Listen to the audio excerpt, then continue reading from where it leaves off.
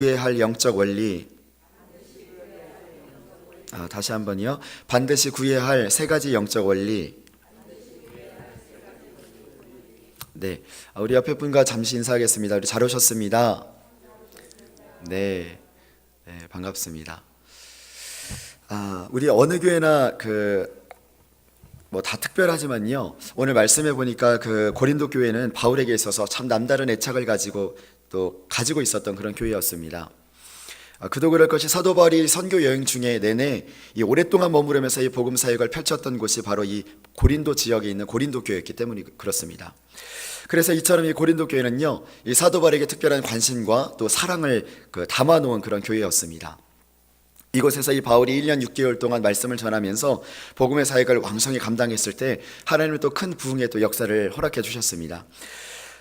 그래서 이 고린도 교회를 향한 이 바울의 마음이 누구보다도 남달랐을 것입니다. 그런데 이 고린도 교회가 자꾸만 잘못되어 가다 보니까 이 고린도전서, 고린도후서가 다 그런 말씀 아닙니까? 이 바울이 그들을 향해서 애정을 가지고 강하게 책망을 했습니다. 이렇게 살면 안 돼. 똑바로 살아. 왜 신앙생활 이따위로 해? 제가 좀 심하게 해서 죄송합니다. 그런데 이렇게 책망을 하고 나서 이 사도 바울이 마게도냐라는 지역으로 이제 이동을 하게 됩니다. 그런데 이 고린도 교회 안에 지금 사도 바울은 마게도냐에 있는데요. 이 고린도 교회 안에 뜻밖의 일이 벌어졌습니다.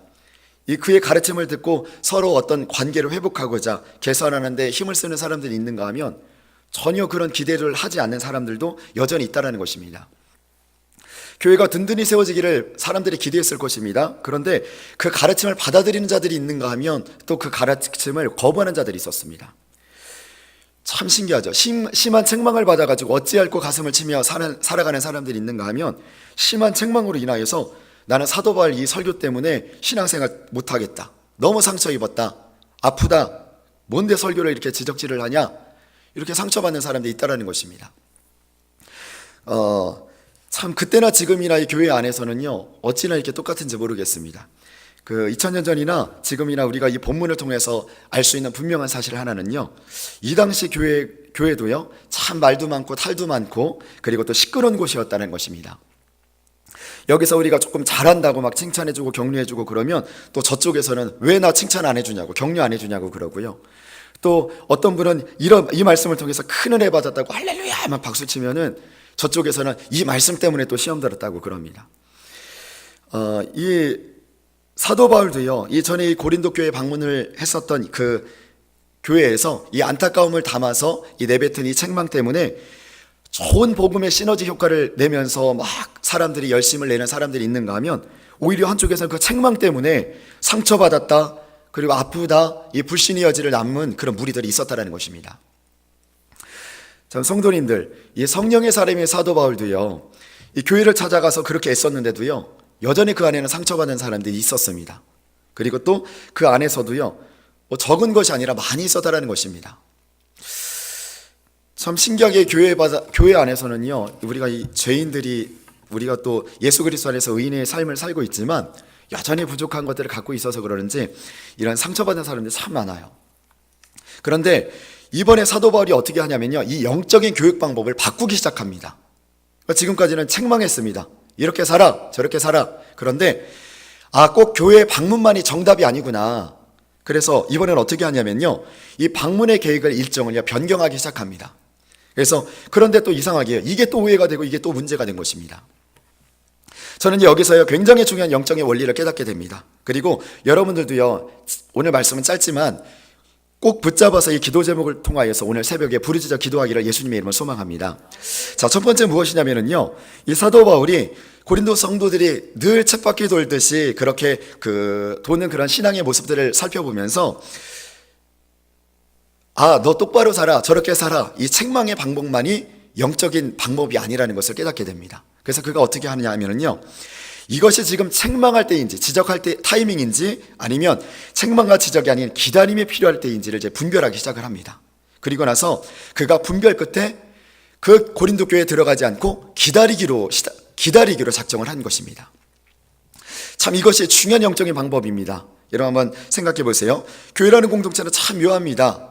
제가 사역을 하면서 느끼는 것은 이 사람에게는 이렇게 책망을 했더니 이 방법이 먹혀요. 그래서 이렇게 신앙생활을 하십시오. 당신이 이렇게 해야 삽니다. 그런데 저 사람에게 이렇게 똑같이 적용을 했더니 저 사람은 또 시험 들더라는 것입니다. 이게 영적인 공동체예요. 이 바울이 생각할 때에 고린도 교회 성도들은요, 그 당시에 충분히 이 책망을 받았습니다. 그리고 또 그 책망이요, 꼭 필요로 했습니다. 그래서 사도 바울은 그 책망을 통해서 그 영적인 방법을 내었더니 그것이 먹혔습니다. 그런데 지금은 그 타이밍이 아니라는 것을 사도 바울이 깨닫게 되는 것입니다. 그 사도 바울이 성령을 통해서 깨닫게 되면서 그래서 이 고린도 교회 방문을요, 연기하게 되었습니다. 그것이 우리 한번 살펴보겠습니다. 우리 고린도전서 16장 우리 16장 우리 3절부터 우리 읽어보도록 하겠습니다. 3절부터요. 쭉 읽어보도록 하겠습니다. 시작. 내가 이를 때에 너희가 인정한 사람에게 편지를 주어 너희의 은혜를 예루살렘으로 가지고 가게 하리니 만일 나도 가는 것이 합당하면 그들이 나와 함께 가리라. 내가 마게도냐를 지날 터이니 마게도냐를 지난 후에 너희에게 가서 혹 너희와 함께 머물며 겨울을 지낼 듯도 하니 이는 너희가 나를 내가 갈 곳으로 보내어 주게 하려 함이라. 이제는 지나가는 길에 너희 보기를 원하지 아니하노니 이는 만일 주께서 허락하시면 얼마 동안 너희와 함께 머물기를 바람이라. 아멘. 그가 이렇게 고린도 교회를 들어가기로 작정을 했었던 그곳을 계획을 변경을 해서 이제 들어가지 않기로 했던 것은요, 분별 끝에 지금 이 시기는 책망할 시기가 아니라 바로 기다릴 시기다라는 것을 알았다는 것입니다. 그래서요, 여러분들 또 잘 알아셔야 됩니다. 가르쳐야 될 때, 따라합시다. 가르침과 책망도 영적인 타이밍이 있다.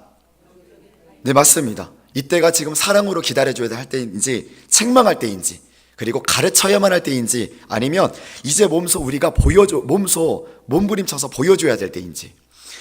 그래서 그것이 바로 이 고린도후서 2장 1절에서부터 4절입니다. 우리 같이 한번 읽어보겠습니다. 자, 시작. 내가 다시는 너희에게 근심 중에 나아가지 아니하기로 스스로 결심하였노니 내가 너희를 근심하게 한다면 내가 근심하게 한 자밖에 나를 기쁘게 할 자가 누구냐. 내가 이같이 쓴 것은 내가 갈 때에 마땅히 나를 기쁘게 할 자로부터 도리어 근심을 얻을까 염려함이요 또 너희 모두에 대한 나의 기쁨이 너희 모두의 기쁨인 줄을 확신하노라. 죄송합니다. 제가 우리 23절 읽어봅시다. 1장 23절입니다. 시작. 내가 내 목숨을 걸고 하나님을 불러 증언하시게 하노니 내가 다시 고린도에 가지 아니한 것은 너희를 아끼려 함이라. 아멘. 지금 고린도에게 들어가지 않는 이유는 내가 너희를 아끼려 한다. 다시 말해서 그 타이밍이 지금 내가 가르치려 할 때가인지 아닌지 정확하게 알고 있다는 것입니다. 우리는요, 그래서요, 고린도후서 우리 지금 읽었다 2장 1절부터 4절을 쭉 보면은요, 내가 다시는 너에게 근심 중에 나아가지 아니하기로 스스로 결심하였다. 원래 나아가기로 했다가 바꿨습니다. 그래서 꾸중하지 않기로 했다. 그 책망을 받지 못하는 그런 자들을 보면서, 그러면서 그가 이렇게 이야기를 하는 것이 무엇이냐면요, 하나님이 이 때와 시기를 적절하게 분별할 줄 아는 이 분별력이 그에게 있었다라는 것입니다. 그래서요, 여러분들 이 기도 제목이요, 내가 따라합시다. 하나님, 시기와 때를 분별할 줄 아는 영적인 분별력을 주시옵소서. 네, 이 기도 제목이요, 여러분들의 가정을 살리고 또 여러분들을 살리고 자녀를 살리며 영적인 공동체를 살리는 첫 번째 기도 제목인 줄 믿으시기 바랍니다. 사도 바울은 이것을 분명하게 분별할 줄 알았어요. 지금 내가 이것이 가야 될 때인지, 아니면 책망할 때인지, 아니면 사랑으로 덮어줘야 될 때인지. 참 이 자녀를 키우는 것도 마찬가지고 우리가 가정도 마찬가지고 이 공동체 생활에 있어서는요, 꾸중이 필요할 때는 꾸중이 필요합니다. 그러나 이렇게 또 적절하게 분별하여서 나아갈 줄 아는 영적인 분별력을 반드시 구하셔야 됩니다. 자, 두 번째로는요, 우리가 꾸중하고 또 지적하고 충고해야 될 때가 분명히 있습니다. 그런데 그런 과정에 본의 아니게 그 아이들의 마음을 아프게 할 때가 있습니다. 그리고 또 배우자의 마음을 아프게 할 때가 있고 또 주변의 사람들을 마음을 아프게 할 때가 있는데요, 그렇다고 해서 우리는 또 때로는 어떻게 하냐면요, 꼭 필요한 말인데도 불구하고 어떤 마음을 품게 되냐면, 내가 다음부터는 싫은 소리 하지 말아야지. 제가 사역해보니까 참 그런 일들이 많이 있더라고요. 내가 다음부터는 잔소리하지 말아야지. 내가 괜히 싫은 소리에서 내가 인기 관리하지 못할 이유가 뭐야? 그런데요, 이것이 영적인 해결 방법이 아니라는 것입니다. 좋은 자녀의 교육 방법도 마찬가지고 여러분들의 어떤 공동체 생활을 하는 것에서 마찬가지인데, 책망은요, 주님 안에서 반드시 필요합니다. 그런데 잘못했으면 내가 뭘 잘못했는지 정확하게 지적해 줄 필요가 있고 또 말해줘야 할 필요가 있습니다. 그런데 사도 바울은요, 단순히 꾸중만 한 게 아니더라고요. 꾸중을 한 다음에 왜 그렇게 했는지를요, 자세하게 설명해 주었다는 것입니다. 그것이 바로 2장 1절에서 4절의 말씀인데 우리 4절만 같이 한번 읽어보겠습니다. 자, 시작. 내가 마음에 큰 눌림과 걱정이 있어 많은 눈물로 너희에게 썼노니 이는 너희로 근심하게 하려 한 것이 아니요 오직 내가 너희를 향하여 넘치는 사랑이 있음을 너희로 알게 하려 함이라. 아멘. 사도 바울은 지금요, 너무나 자세히 그것에 대해서 말씀을 하고 있어요. 내가 다시 고린도에 교회에 가지 않은 것은 23절에는 너희를 아끼려 합니다. 그것에 대해 구체적으로 설명을 해줍니다. 그리고 2장 1절부터 4절까지는요, 내 본심은 사실은 이런 마음이 아니다. 나의 본심은 너를 아끼는 마음이고 사랑하는 마음이고 너를 위해서 애통하며 눈물 흘리는 마음이다. 그러니까 그러면서 이 4절에서 자세하게 말씀해 주는 것을 보면서요, 우리가 그냥 꾸중하고 책망하는 것도 참 중요하지만 우리가 그 설명을 어떤 마음을 담아서 그들에게 설명해 주느냐에 따라서 그것이 그들에게 상처를 받지 않고 마음이 힘들어하지 않는 귀한 그 가르침이 되는 줄 믿으시기 바랍니다. 그래서요, 너 왜 공부 안 해? 제가 이제 중고등부를 맡고 있으니까 뭐 대상이 이제 부모님들이나 그러겠죠. 너 공부 왜 안 해? 너 이렇게 해서 뭐 되려고 그래? 그렇게 했을 때 그게 아니라 공부를 해야 되는데 왜 그 공부를 해야 되는지, 그것을 그 아이에게 마음을 담아 설명해 줄 때에 그 아이의 마음의 문이 열려지고 맞아, 내가 공부를 해야 되지 라는 마음이 들게 된다는 것입니다. 이것이 영적인 공동체에서 영적인 가르침이에요. 그래서요, 참 자녀들에게 이 설명해주고 표현해주기 참 중요한데 이번에 수련회 때도요 마찬가지입니다. 제가 이번에 그 수련을 다녀오면서 아이들과 이제 공동체 훈련을 했습니다. 그래서 여러 가지 아이들을 훈련을, 이 수련회 기간은 말 그대로 아이들을 훈련하는 시간들이잖아요. 그래서 제가 청년 교사들을 불렀습니다. 그래서 공동체 훈련을 하기 전에 이런 교육을 시켰습니다. 그 애들 막 굴려라. 막 굴리는데, 애들 들으면 안 되는데, 막 굴리는데 대신 뭐 앞으로 치침, 뭐 어깨 동무하고 뒤로 치침, 좌로 굴러 뒤로 굴러 뭐 다 시켜라. 그런데 꼭 그들에게 덧붙여야 될 말이 있다라고 이야기를 해줬습니다. 그것이 무엇이냐면 자꾸만 할 수 있다라는 말을 해줘라. 넌 그리스도의 멋진 군사이기 때문에 지금 이런 훈련을 받고 있는 거다. 넌 잘 해낼 거라 믿는다. 그럴 때에 그러면서 그 아이들에게 하나 하면 이제 나는 할 수 있다. 뭐 둘 하면 우리가 살아야, 둘 하면 이제 교회가 산다. 이런 구호들을 자꾸 외치면서 그 아이들로 하여금 내가 그냥 단순히 이런 그냥 막 굴르는 그런 것이 목적이 아니라 이 희망의 메시지, 또 믿음의 메시지를 통하여서 그들로 하여금 가슴 속에 내가 이렇게 살아야 된다는 것을 설명을 듣게 해준다는 것입니다. 그것을 통하여서 그 마음이 들어가니까 그 아이들이 그 모든 힘든 훈련들을요 잘 감당할 수 있다는 것이에요. 마찬가지입니다. 여러분들이 그 어떤 신앙의 훈련이나 가정의 훈련이나 여러분들의 모든 그런 그 삶의 훈련 가운데서도요, 그냥 무조건의 책망이 아니에요. 내가 그것을 자녀들에게 잘 표현해주고 잘 설명해 줄 때에 그것이 영적인 공동체가 건강하게 또 잘 받아들여지는 줄 믿습니다. 자, 그런데요, 문제는 2장 5절입니다. 우리 같이 한번 읽어보겠습니다. 2장 5절이요. 자, 시작.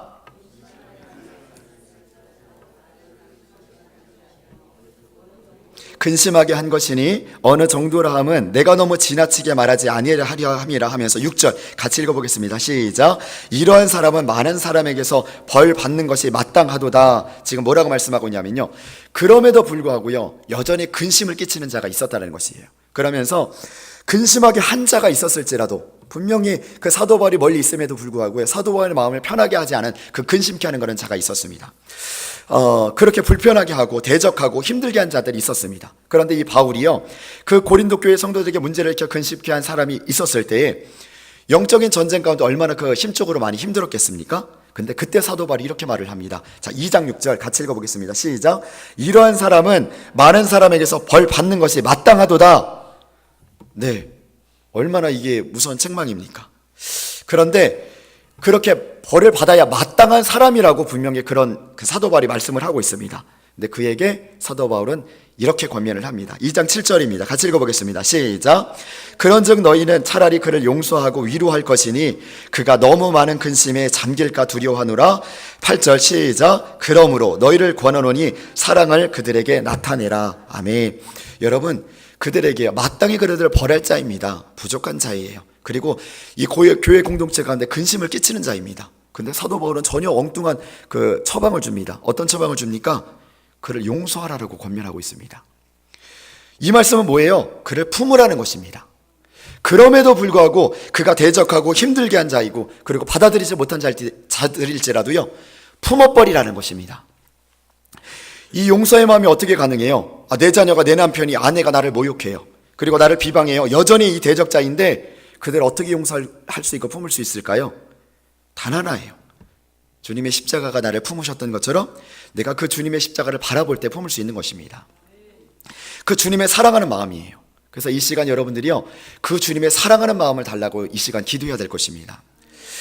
사탄은요, 자꾸만 우리를 정죄해요. 우리의 삶 가운데요, 내 자녀를 정죄하게 합니다. 너 왜 이거밖에 못 살아? 내 남편을 정죄하게 합니다. 그리고 내 아내를 정죄하게 합니다.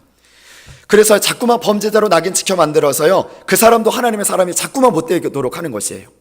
왜? 내 눈으로, 영적인 눈으로 보니까 저 사람이 부족하거든요. 내 영적인 눈으로 나는 이렇게 살아가고 있는데 저 사람은 하나님을 믿지도 않고 예배도 나오지 않고 삶도 그렇게 바쳐주지 않아. 그러니까 우리가 자꾸만 정죄하게 되는 거예요. 너는 왜 이렇게 못 살아? 내 자녀 왜 이렇게 못 살아? 내 남편이 이렇게 못 살아?